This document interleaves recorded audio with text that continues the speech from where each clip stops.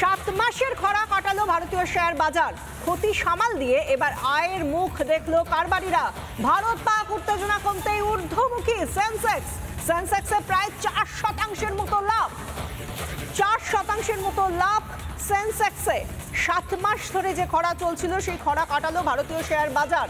ক্ষতি সামাল দিয়ে এবার আয়ের মুখ দেখলো কারবারিরা। ভারত পাক উত্তেজনা কমতেই ঊর্ধ্বমুখী সেন্সেক্সে প্রায় 4% মতো লাভ।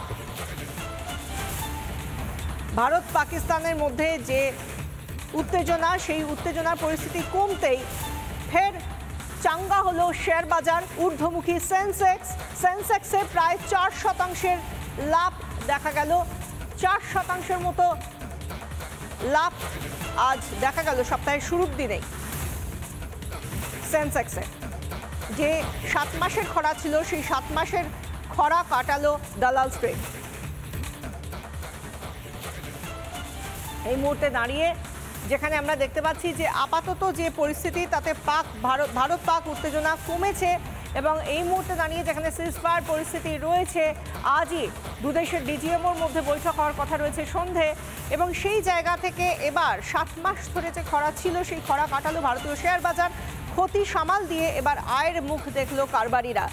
ভারত পাক উত্তেজনা কমতেই ঊর্ধ্বমুখী হলো সেন্সেক্স। ভারতীয় শেয়ার বাজার চাঙ্গা। সেন্সেক্সে প্রায় 4% মতো লাভ।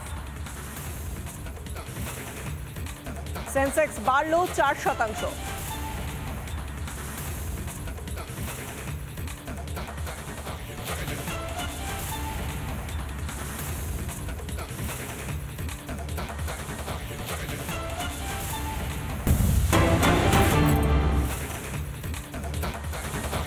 এই মুহূর্তে আমরা যে ছবি দেখাচ্ছি তা হলো বাঙালির অতি প্রিয়, অতি চেনা জয়সলমীরের সোনার কেল্লার ছবি। সেখানে পাহারায় রয়েছে দেশের সেনারা। থর মরুভূমির মাঝে 75 ফুট উঁচু এই কেল্লা। 850 বছরের পুরনো এই কেল্লা, সোনার কেল্লা। 1155 খ্রিস্টাব্দে তৎকালীন শাসক তথা ভাটি রাজপুত রাওয়াল জয়সওয়াল নির্মাণ করেছিলেন এই কেল্লা। পরবর্তীকালে রাওয়াল জয়সওয়ালের নাম অনুসারে কেল্লাটির নাম হয় জয়সলমের দুর্গ। সেখানে এই মুহূর্তে পাহারায় দেশের সেনারা। আমাদের প্রতিনিধি অনুপম পাত্র কি ছবি তুলে ধরলেন দেখুন।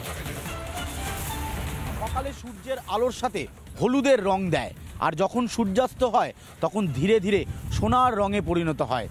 ঠিক ধরেছেন, আমি সোনার কেল্লার কথা বলছি, যা বাঙালি তো বটেই, গোটা দেশের মানুষের কাছে অত্যন্ত জনপ্রিয় এবং দর্শনীয় স্থান পর্যটকদের কাছে। 1955 খ্রিস্টাব্দে এই সোনার কেল্লা তৈরি হয় বা জয়সলমের দুর্গ। আজ সেই দুর্গ পাহারায় একেবারে নিচ্ছিদ্র নিরাপত্তায় ভারতের বীর জওয়ানরা। সরাসরি সেই ছবি দেখাবো।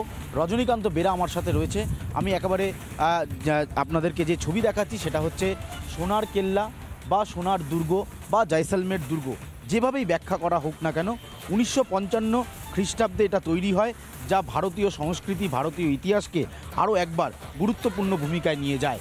এই সোনার কেল্লা, জয়সলমের কেল্লা, যেটা রাজস্থানের দ্বিতীয় প্রাচীনতম কেল্লা নামে পরিচিত, থর মরুভূমির বিশাল বালুকাময় বিস্তৃতর মাঝে 75 ফুট উঁচু এই ত্রিকুট পাহাড় কার্যত মাথা উঁচু করে দাঁড়িয়ে আছে, যা জানান দিচ্ছে ভারতের সংস্কৃতি, ভারতের ঐতিহ্য, ভারতের কালচার এবং ভারতবর্ষকে গোটা দেশের কাছে রিপ্রেজেন্ট করছে।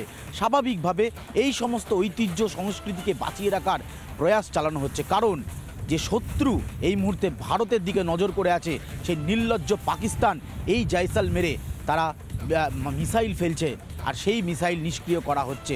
একবার ভাবুন তো, ভারতের এই কয়েকশো বছরের ঐতিহ্য যদি কোনোভাবে আঘাত আসে তা কী পর্যায়ে পৌঁছতে পারে।